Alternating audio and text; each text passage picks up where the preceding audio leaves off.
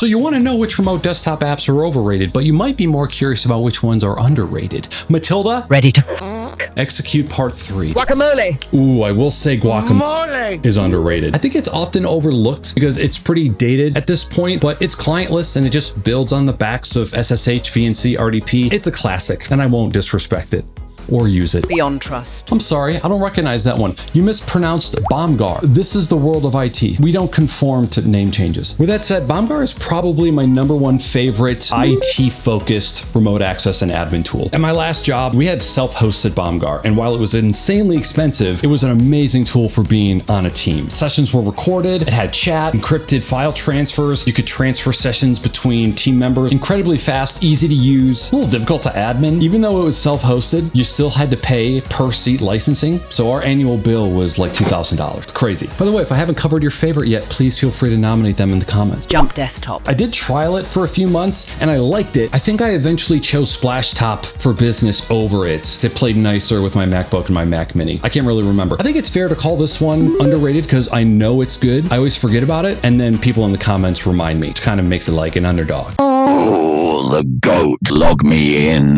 Log me.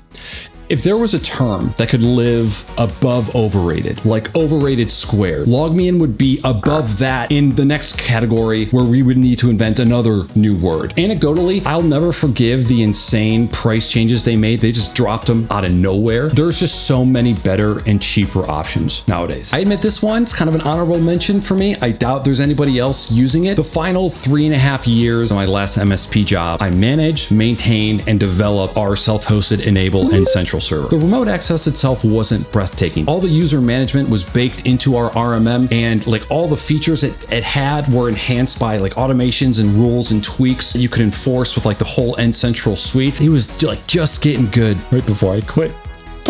Remote NG. Okay, so I only got to use this briefly in the past. One of our MSP clients had internal IT staff that we were assisting, aka about to replace, and this was what he was using to manage and remote into his environment. Anytime someone mentions MRNG, it's not like a cult thing, but you always get one person that introduces it like it's the 7th of their name from the island of Tarth. Rightful king of the Andals and the First Men, lord of the 7 kingdoms and protector of the realm. They just love it. They stand by it.